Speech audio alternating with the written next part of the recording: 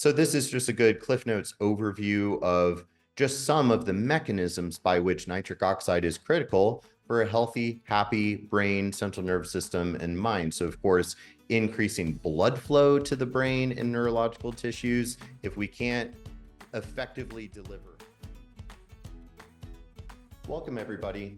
My name is Brennan Vermeire. I'm a functional medicine practitioner, clinical educator, and researcher, and I'm the clinical education manager for Berkeley Life and the host of The More You Know series. The More You Know is a monthly webcast designed to bring you hot topics and takes on the importance of nitric oxide and blood flow for optimizing the body's natural healing systems. We encourage you to watch, share, and pause the video to take in all of the information. Do you have a topic that you'd like to see us feature? Reach out to us at info@berkeleylife.com.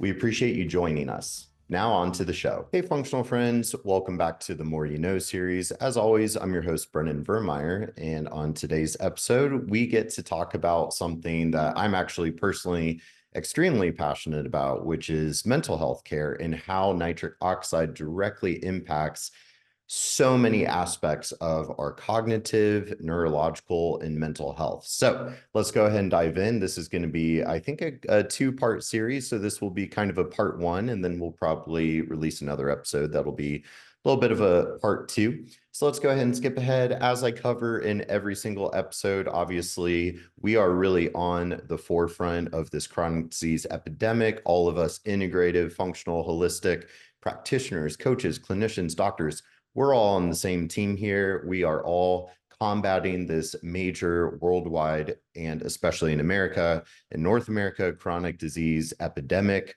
So especially with mental health, which is what I want to focus on in today's episode, we see through CDC statistics, suicide is a leading cause of death for young people. I believe it's the second leading cause of death for ages 10 to 34. Suicide was in the top 10 leading causes of death before the COVID pandemic. And then during the COVID pandemic, we actually saw suicide rates decrease. But then now that the pandemic is over, we're actually seeing suicidality increase in suicide rates increasing once again. So it's still a major issue in America. We see depression is quickly becoming the leading cause of morbidity. Mental health care is just really becoming a huge issue.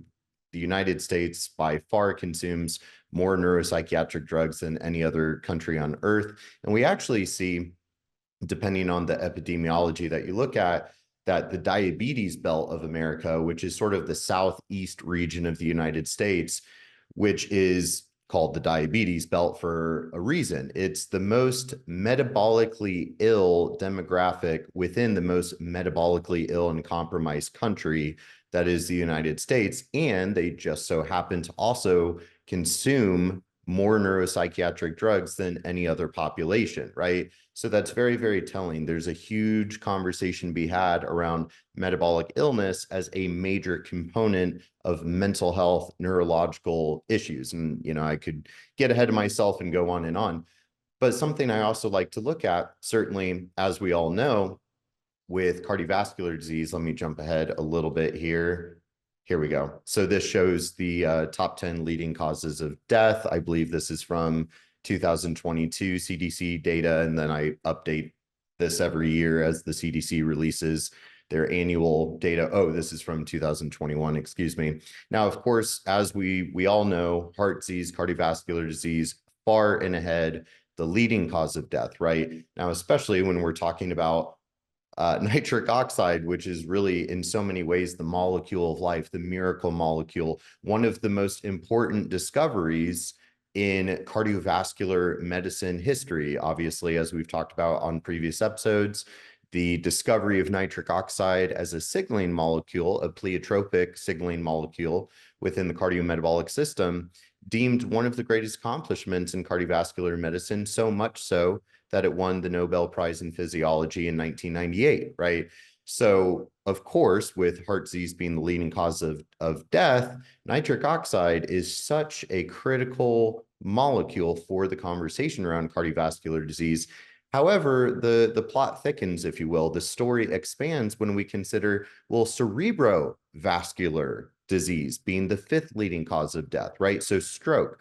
What do you think happens when we have suboptimal blood flow to the central nervous system, right? Cerebrovascular disease, stroke, dementia, ischemia, Alzheimer's being the seventh leading cause of death, right?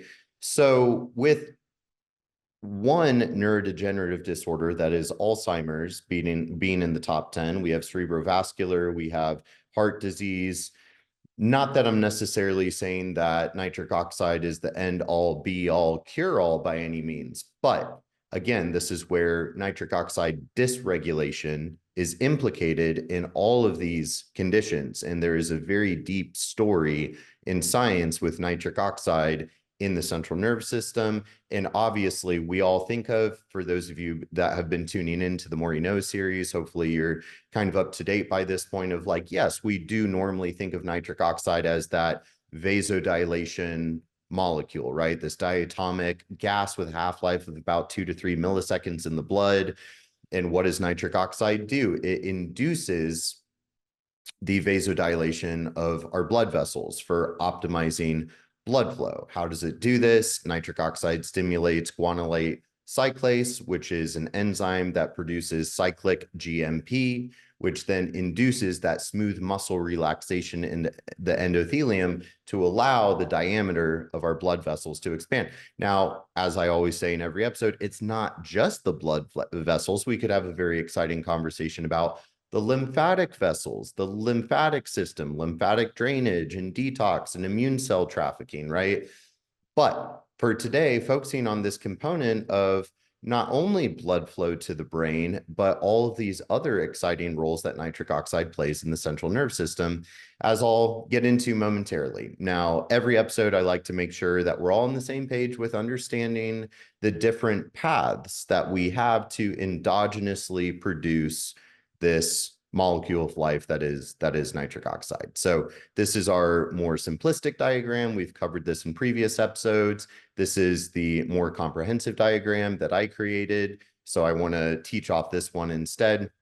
So most practitioners, coaches, clinicians that are familiar with nitric oxide, they're usually thinking of that nitric oxide synthase pathway, right? This is our endogenous enzyme-driven NOS enzyme-driven nitric oxide production pathway, right? So most practitioners are familiar with using L-arginine as the nitrogen source, and then we have to have a lot of different cofactors, molecular oxygen and bioterin and NADPH, and the list goes on. And assuming that we have adequate substrate with arginine, assuming that we have adequate cofactors and oxygen, assuming that we have a fully functional NOS enzyme. And I say assuming because, as I have talked about previously, there are single nucleotide polymorphisms that have been identified as clinically significant for NOS1 or neuronal nitric oxide synthase, which we're going to talk about a little bit more today because of the central nervous system and neurological component. So neuronal nitric oxide synthase, the NOS enzyme that is expressed by our nervous system tissue, our brain cells, our neurons, right? Then we have NOS2 or inducible nitric oxide synthase, which is primarily expressed by our immune cells, particularly the peripheral macrophage or monocyte, as well as the central nervous system macrophage, aka the microglial cell, my personal favorite cell in the human body, as we'll get into a little bit. And then our endothelial nitric oxide synthase expressed by endothelial cells. What is the blood-brain barrier composed of? Endothelial cells, right? Blood-brain barrier. The name is pretty self-explanatory there. So looking at that, and I have a diagram that will illustrate this all very, very well. Now, of course, then, as we've talked about previously, there's a lot of things that can go wrong with this NOS pathway, right? If we don't have molecular oxygen or enough cofactors, we might have methylation issues. We might have NOS enzyme polymorphisms in 1, 2, and or 3. Maybe the patient or the client has SNPs in all 3 of their NOS isoforms. And then we have this NOS uncoupling phenomenon that we've talked about, where with more oxidative stress, more inflammation, lack of cofactors, et cetera, it can cause a dysregulation or uncoupling of the NOS enzyme, where then instead of producing our molecule of life, nitric oxide, we're creating superoxide radicals that then can actually react with other nitric oxide molecules to create peroxynitrite, which can be a noxious, deleterious radical as well, right? So we're really talking about redox biochemistry and redox homeostasis, right? So then once we make nitric oxide will very quickly, again, it only has half-life of about 2 to 3 milliseconds, it'll very quickly become oxidized into nitrite, NO2 minus, or nitrate, NO3 minus. And you can kind of think of nitrite and nitrate as like the storage form, if you will. It's the oxidized form of nitric oxide, but then we can reduce that nitrate or nitrite down into nitric oxide to have its pleiotropic signaling effects in different tissues throughout the body, right?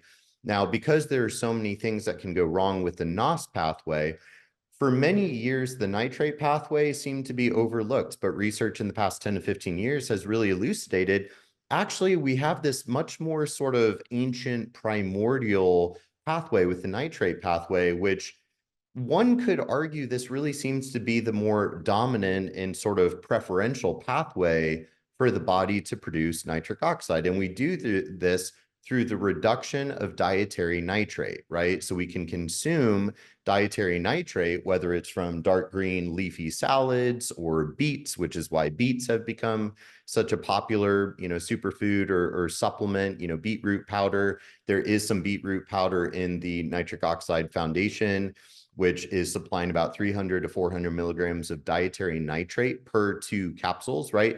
But ultimately, we just have to make sure we're pumping enough dietary nitrate into our body that we have an adequate nitrate reservoir or pool so we can dip into that pool and reduce the nitrate into nitrite and on into nitric oxide. And we do this through a lot of different filters, if you will. We have the oral microbiome, which is a major site of nitrate reduction. We also have the acidic stomach environment that can reduce nitrate and nitrite, excuse me.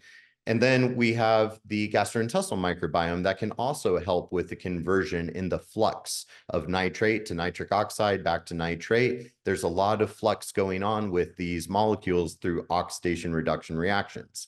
Now, scientists are discovering new nitrate reductase pathways all the time, such as xanthine oxioreductase or myoglobin, hemoglobin. There's other proteins and enzymes that are starting to be unveiled as nitrate reducing enzymes as well. So there's a lot of mechanisms that the body can control this sort of flux of when do we need to reduce the nitrate to nitric oxide to have a signaling effect, right? So this is kind of a high level overview. Now I want to take a moment to highlight some of the major biological effects of nitric oxide, so that way we can have a well-informed conversation around why nitric oxide is so critical for proper cognitive, mental, neurodevelopmental health in general, right?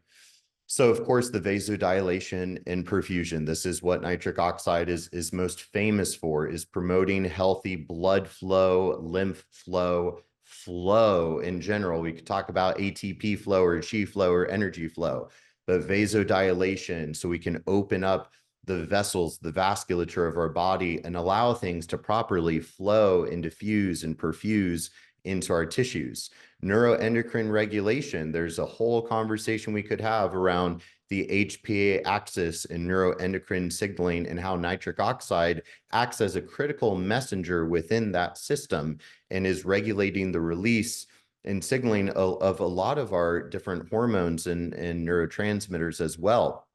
So as we'll talk about a little bit today, nitric oxide actually acts as a retrograde neurotransmitter or a sort of gasotransmitter, if you will. nitric oxide is deeply involved in immune function and defense. Our immune cells use nitric oxide as an antimicrobial molecule to fight off infection or foreign invader. We'll talk about that in relation to mental health and neurological health in the immune system of the brain, which is my biggest area of passion and expertise is the glial system of the brain. Neuroplasticity and neurogenesis, another big area of focus for me, with how nitric oxide actually directly impacts neural stem cell development and maturation and integration with existing neural networks, or the development of new neural networks, or the modification of existing neural networks.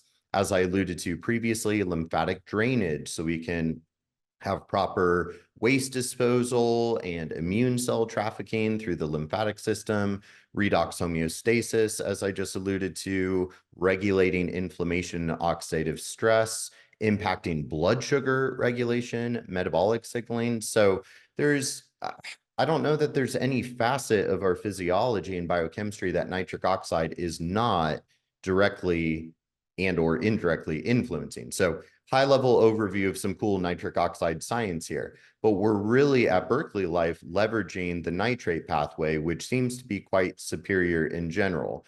The older that your patient or client is, and the more inflamed or chronically ill they are, the more likely it is that they have NOS uncoupling or a dysregulated NOS system. And feeding them an arginine or citrulline-based nitric oxide supplement could actually be causing more harm than good. The younger and healthier they are, the more likely they might benefit from an arginine citrulline-based product. But if they're older or if they have chronic inflammation, oxidative stress, chronic disease, which now we see, children under the age of 10 with type 2 diabetes and obesity, right? So the nitrate pathway is really the superior way to be leveraging optimal nitric oxide signaling. So skipping ahead a little bit, of course, I always like to pause on this slide. We really advocate for a dietary nitrate-rich diet. As a master nutrition coach with about 15 years of professional experience at this point in time, I have, over the course of my career, constantly recommended more dark green leafy things in the diet, along with a lot of times I hear myself advocating for more grass-fed red meat. If you're into organ meats, good for you, or if you supplement with organ meats, but more dark green leafy things, right? The dark green leafy things is really our dietary source of that nitrate, which is acting as the substrate that we can reduce into nitric oxide. Now, of course, though, the nitrate concentration of our produce can vary a lot depending on what region of the United States it was grown in, or where on earth it was grown, the soil quality, is it organic, is it covered in pesticides? Now, of course, our dark green leafy things are also very rich in folate, which is one of the major nutrients that we need to produce bioterin, or BH4, which is a major cofactor for those NOS enzymes. So with dark green leafy things, we're getting so many different nutrients that help to facilitate healthy nitric oxide signaling. So with all of this sort of cliff notes and everything, now let's talk a little bit about the role of nitric oxide in our mental and neurological health, and the role that it plays in our central nervous system. So we'll focus on cognitive function and neurogenesis, neuroplasticity, and the neuroimmune response here. So this is just a good Cliff Notes overview of just some of the mechanisms by which nitric oxide is critical for a healthy, happy brain, central nervous system, and mind. So of course, increasing blood flow to the brain and neurological tissues. If we can't effectively deliver oxygen and nutrients and immune cells and hormones and signaling molecules to the brain, things are not going to go very well. In fact, there's an emerging theory around bipolar disorder and manic episodes and manic disorders, where when the brain is becoming hypoxic, when there's not enough oxygen tension, there's not enough oxygen within brain cells, our brain cells can't effectively use oxidative phosphorylation with using, glucose and fat as a fuel source or well, just glucose. The brain cells actually can't use fat, which is why ketones become a backup fuel source. But I digress. If we can't effectively burn sugar through oxidative phosphorylation because we don't have adequate oxygen, our astrocytes or macroglia cells, the astrocytes, can actually produce de novo or new glutamate. And this glutamate can be taken up by neurons and brain cells to act as basically a backup fuel source for when oxygen is too low in the brain to use sugar as the fuel source. Now, for those of you that know anything about neurotransmitters and neurochemistry, glutamate is a very excitatory, stimulating, and in excess anxiety-inducing neurotransmitter. It's kind of like the gas pedal of your central nervous system with that glutamate. So if your astrocytes are producing a lot of glutamate as a backup fuel source, it can cause anxiety or mania. So this is being studied, especially in relation to bipolar, and it's essentially a side effect of a hypoxic or low oxygen state in the brain. So I digress. Supporting healthy neurotransmitter signaling, as we'll take a closer look at, the neuroendocrine, regulating inflammation and oxidative stress in the brain, supporting healthy neuroplasticity and neurogenesis, as I alluded to, maintaining an integral blood-brain barrier, supporting the endothelial function of that blood-brain barrier, and the neuroinflammatory process. So let's take a closer look at a few of these specific mechanisms here, including, as I mentioned, nitric oxide acts as a gasotransmitter or a retrograde neurotransmitter. And essentially what this means is we might have a presynaptic neuron that will release different neurotransmitters when it's signaled, such as serotonin, acetylcholine, dopamine, so on and so forth. And so the postsynaptic neuron can actually release nitric oxide, which will rapidly diffuse across the synaptic cleft and diffuse right across the cell membrane of the presynaptic neuron. And that nitric oxide from the postsynaptic neuron is essentially telling the presynaptic neuron to either release or not release other neurotransmitters. So nitric oxide, and it's a very complex process, but nitric oxide directly impacts and modulates the release of our other feel-good neurotransmitters, our serotonin and dopamine and GABA, glutamate, acetylcholine, so on and so forth.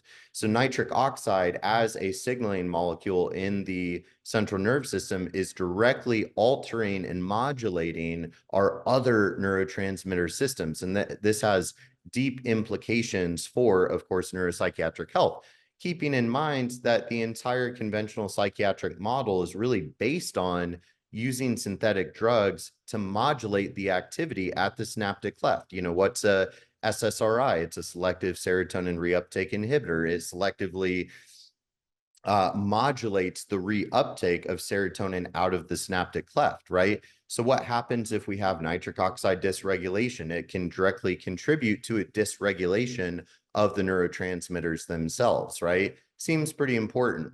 So as I mentioned before about how nitric oxide actually directly influences the development and maturation of neural stem cells. You know, we have these stem cells and they can go on to mature and grow up into fully mature neurons that can participate in neurotransmission and neurological activity.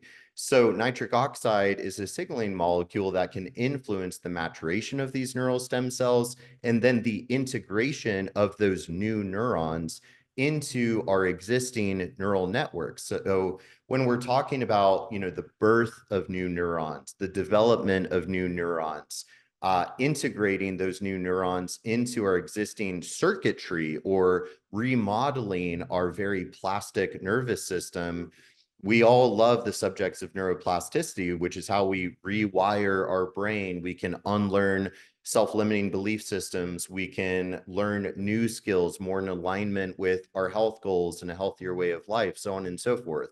Behavior modification is really secondary to learning and development and memory, right? So neuroplasticity and neurotrophic factors, this is deeply involved in all mental health disorders, neurodevelopmental disorders, neurodegenerative disorders, and nitric oxide is a key player in regulating these physiological processes. So we have to have healthy, proper regulated nitric oxide signaling to have healthy brain formation and remodeling. Further, with the blood-brain barrier, which is composed of those endothelial cells, as illustrated here, in tight junctions that hold these endothelial cells together, we actually see that nitric oxide, as a signaling molecule, as a gas, it directly influences the integrity of the blood-brain barrier. Under normal, healthy, homeostatic conditions, nitric oxide actually regulates the tight junctions of the blood-brain barrier. Now, under dysregulated pathophysiological inflammatory conditions, there can be excess immune activation, excess nitric oxide production that can actually damage and dysregulate the blood-brain barrier. And I'll illustrate this a little bit further with a diagram to make a little bit more sense. So the take-home message being nitric oxide has to be regulated in order to have a healthy blood-brain barrier, right? So this is where I think it might be useful to look at this microglial polarization spectrum that I created. This is one of my graphics that I love making these graphics. So the glial cells, specifically the microglia, these are the innate white blood cells of the central nervous system. You can really think of it as the macrophage, the sentinel, the architect, the guardian of the central nervous system. So these microglial cells are tasked with helping to develop the brain, to protect the brain, to maintain homeostasis, to fight off foreign invaders or infection. If we have a pathogenic microbe that's trying to infect our central nervous system, it really is the microglial cells that are tasked with fighting off that infection. So they are the white blood cell, but they also help to facilitate neuroplasticity and neurogenesis, learning, development, so on and so forth. So under normal homeostatic physiological conditions, our microglial cells are quiescent or resting. They're just patrolling the environment, surveying the environment to make sure everything's under control. But depending on the cytokine, chemokine, ROS, RNS, the milieu, depending on the environment that these innate white blood cells of the central nervous system are sort of marinating in, this will influence their morphology. This will influence their phenotype. This will influence their activity. So when there is a lot of pro-inflammatory activity, maybe there's a foreign invader or pro-inflammatory cytokines or an emerging infection or something, or some sort of damage associated molecular pattern, there's damage going on to the central nervous system. This will cause the microglial cells to shift into their predominantly M1 pro-inflammatory cytotoxic phenotype. This is a good thing to fight off infection and use the cleansing fire of inflammation to subdue the threat and to help remodel tissues. But in excess, this is where damage to our central nervous system can occur, and we can have neuropsychiatric symptoms arise. And chronically, long-term, this is really the mechanism that drives neurodegeneration and Alzheimer's and Parkinson's, is this excess pro-inflammatory immune response going on in the brain for a very long time. And this is in contrast to the M2 phenotype, which is more anti-inflammatory, neuroprotective, neuroregenerative. Now, these microglial cells are so dynamic that it's not black and white. It's not either their M1 or M2. It's existing on a spectrum of flux, right? These microglial cells can be both M1 and M2 at the same time. So the question is, are they more heavily leaning towards their pro-inflammatory phenotype or more heavily leaning towards their anti-inflammatory neuroprotective phenotype? As functional practitioners and clinicians, we can influence the activity and the morphology of the microglial cells by holistically modulating the environment that they're marinating in. It's not that the microglial cells are being dysfunctional. They are simply responding to the environment. So if we want the cells to behave differently, we have to change the environment that they're floating in, right? That's a very brief explanation of that. Now, I want to take a closer look. This is one of my favorite graphics I've ever created, because with the role of nitric oxide, right? So we have this blood-brain barrier and we see this leaky blood-brain barrier. So this is an inflamed and damaged blood-brain barrier. So then we can have a lot of, bad things, whether it's toxins from microbes or pro-inflammatory messengers or different complement proteins, so on and so forth, that are now leaking into the brain and driving more M1 microglial activation, more neuroinflammation, right? And so nitric oxide and the NOS enzymes are deeply involved here with our brain cells and neurons. They express that NOS1 isoform or neuronal nitric oxide synthase, right? So again, we have that neurotransmission modulation by nitric oxide. The endothelial blood-brain barrier expresses eNOS or NOS3, which is the endothelial form of nitric oxide. But then our immune cells, specifically these microglial cells, they do express inducible nitric oxide synthase. So when these microglial cells are hyper-provocated, and they're in their pro-inflammatory phenotype, they will secrete and release thousands of times the magnitude of nitric oxide because of that inducible nitric oxide synthase. And too much of this can be a bad thing. So that it's not that nitric oxide is the problem. It's not that nitric oxide secreted by these essentially pissed off immune cells of the brain.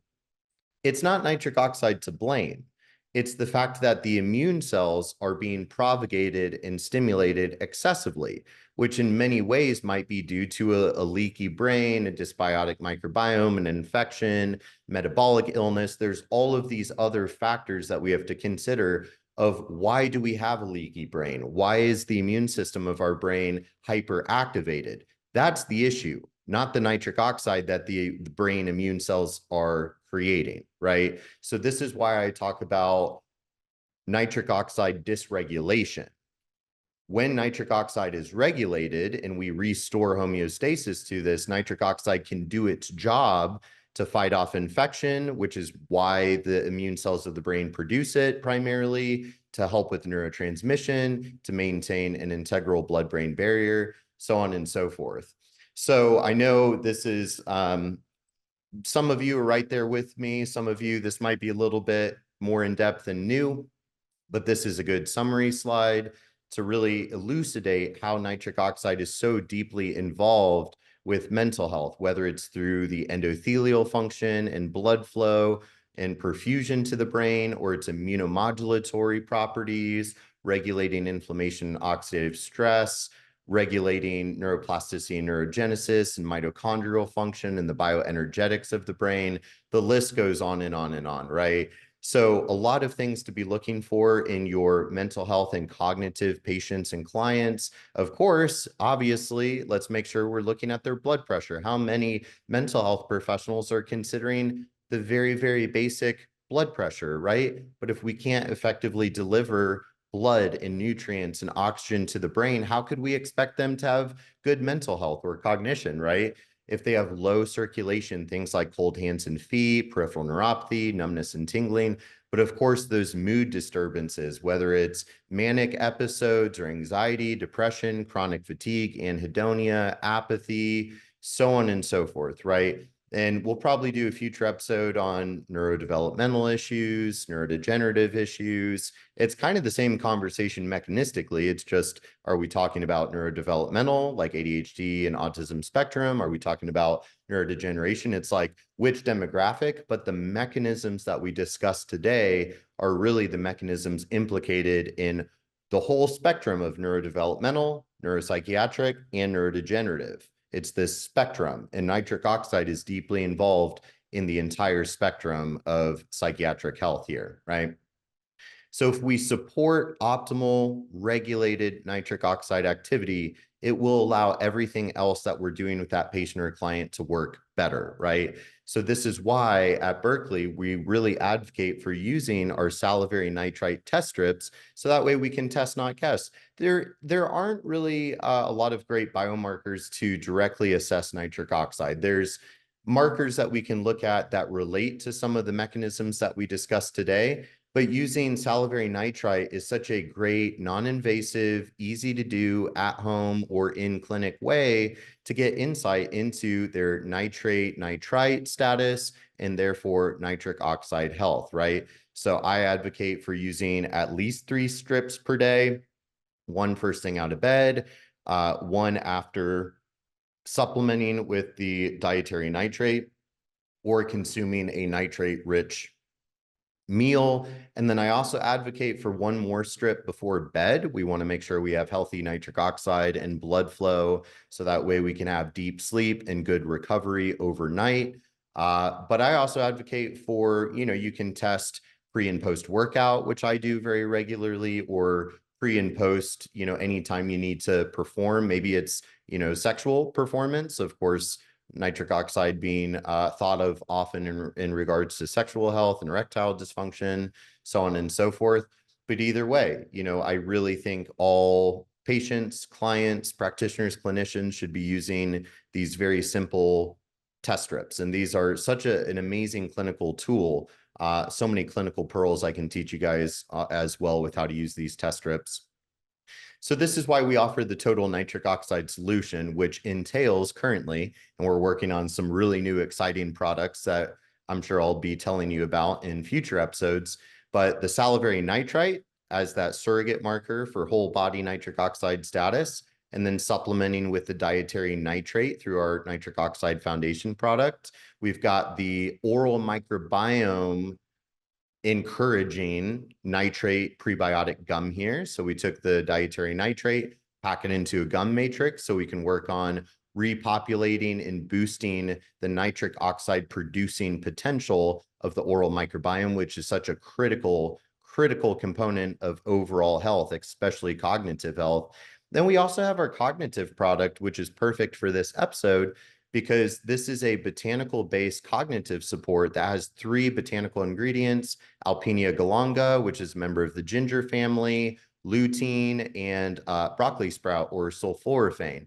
Now, all 3 of these botanical ingredients are shown to enhance cognitive function. I like to use it to support my ADHD and keep me sharp and focused so I can do work like this. But also these ingredients through the literature are shown to have anti-inflammatory, antioxidative properties. So it actually can help protect our nitric oxide and help to make it work better. It can combat inflammation and contribute to antioxidant defense against some of those nasty ROS species. So this stack is an amazing stack that I put all of my mental health clients on. And I often get reports from clients on when they start taking the nitrate and they're boosting their nitric oxide, usually better cognitive clarity and more energy and better mood, therefore, as sort of side effect of that. Those are some of the most common reports that we get from people that are starting the product. So then, especially when you layer in the gum and the cognitive support, it can really move the needle pretty quickly and sort of like turn the lights back on, cognitively speaking. So I want to keep this no longer than the time limit that we're at 36 minutes. I try to keep these to like 20, 25, and I'm failing at that, but I hope you appreciate the extra education. This is the More You Know series. I hope you enjoyed the episode, and I'll look forward to seeing you guys for the next one. Thanks for being a part of our journey. Subscribe for more, stay connected, and keep embracing wellness that works well.